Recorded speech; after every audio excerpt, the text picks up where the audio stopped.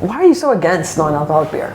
I'm not so against, I just think that they are pretentious. Pretentious? No, if you look at the UK national statistics, 24% of 16 to 24-year-olds report that they haven't drank in the past year. And 5 years ago, that number was only at 19. And if you look at the sales of non-alcoholic beer in this country, they've gone up by 75% in the past 5 years alone. So something's changing, even if you're a curmudgeon and you don't want it to. Yeah. No, I feel that's generally true of the world, no?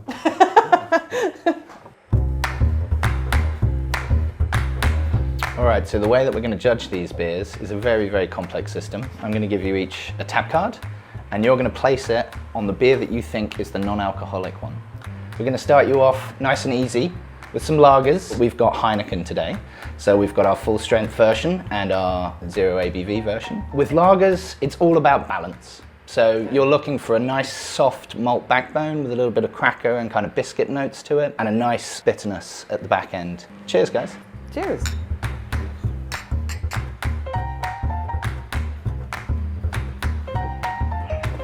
Okay, for whatever reason, I feel like that's the real one, Right. but I can't really tell you why. You get it wrong. I bet I get it wrong. I think I can just feel like taste that the one's alcohol on sweeter. this one. Okay, I'm confused. Are you Good. sure? Okay. Well, this is the test. I mean, and I guess Heineken have confused, two people here in terms of which is which. So we're preserving the bad one. Exactly. So I the would one that argue you that think the is bad, the it's not fair to call it the bad one. We're preserving the future. That's it. So whatever one you think is the non-alcoholic beer. non-alcoholic one, let's put it forward. Oh, that's right.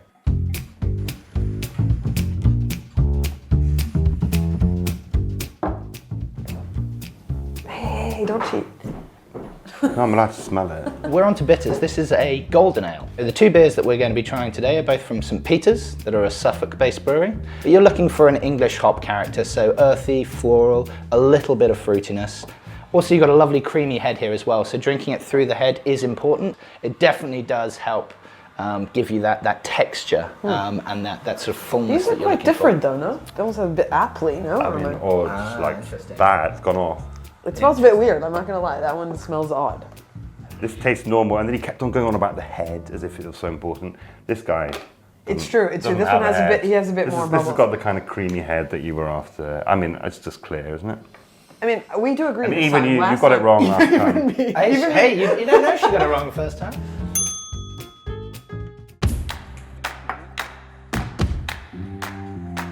So we've got two American pale ales here.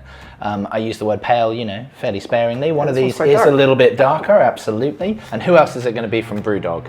Brewdog, were really innovators over here of throwing a ton of American hops in all of their beers. So you're looking at piney, resinous bitterness, a lot of citrus flavors as well in the aroma and in the overall flavor as well. Do you think, okay, it might just be the case that people like beer because A, it gets them drunk, and B, because they like the associations of being in a lovely old Being in a- pub. yeah, hanging out with their sitting around friends. with friends. Having a lovely conversation. You remove the alcohol, we start doing a taste. This last pair, I can tell this is quite good, but maybe just all beer is just variously disgusting. Like that might be a thing. And Wait, what?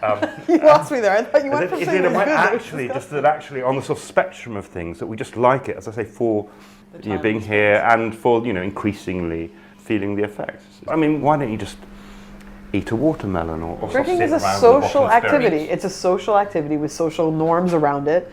And some people do want the option to sort of have a taste or be a part of a social occasion that only happens around alcohol. But that said, this is not offensive. It's actually pretty good. Of the non-alcoholic ones, that's the best one so far. Yeah. I agree with you. If that's in an alcohol, we don't know. Suspense. Perfect. I'm going to go with you guys as well. No, all three of us are agreeing on that one. You did kind of agree with me after I said it though, didn't you? Okay, next time I'm gonna go first, all right? Okay, Enough. okay. I'm an independent woman capable of making her own judgments about Okay, beer. Okay. I'm staying well out of this.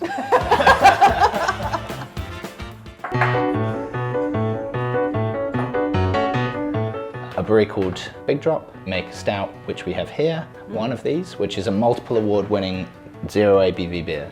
I'm sure you're gonna love it. Award winning. Award winner. It's not going to be easy though because we've paired it Winner of against a You've paired stout it from Colonel, They are highly regarded for both their ethos and the quality of the beers they make. So it's going to be a tough run for the big drop. We're looking from everything from sort of char and coffee all the way through to toast, chocolate, and a little bit of caramel. Very full-bodied. They're both quite good, Al, don't you think? Or do you hate them? I'm interested to see here. Yeah. Okay, yeah, I'm getting all your toast and your chocolate. Are you getting the toast and the chocolate and the coffee? Yeah, maybe a bit.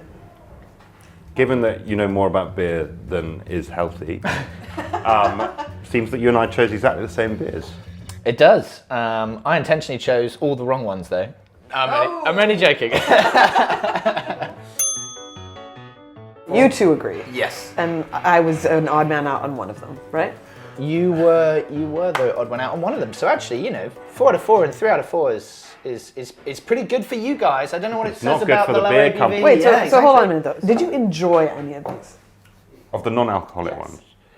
ones. Given that we got 11 out of 12 right, I think the beer companies have not hidden their non-alcoholic beers 100% so far. That said, I think at least 2 of them tasted equally good as their Alec makes a little tiny concession. real cousins. But that's not to say that their real cousins tasted that great to begin with. Do we all agree with that? Well, so I agree. There's still a way to go, and actually, whether even getting 100% parity is even possible, I think there's cause for optimism with these. Yeah, and I think it's good that the beer companies are putting more effort into it. I think it's good that the recipes that they've improved the recipes a lot. And it gives people more choice. I think that some people don't necessarily want all the calories of regular beer. It'll just be me and Dan in the corner there, like drinking the last real stout Talking in about London. flocculation. Yeah. While everyone else Having is a sort of great healthfully drinking No, but I think this. it's going to be a bigger part of the market. And that sometimes you're going to look around the pub and you're not going to know who's drinking what. Yeah, and also we've had a nice time drinking all together. So it's good that we're all in the pub together. It doesn't matter what everyone's drinking. I like drinking before opening hours. This is true. It's This is like the way to day do it, drink. isn't it? Do it. Yeah. Yeah. No cues for the bar. Yeah. Perfect. Cheers. Cheers. Well, cheers, guys.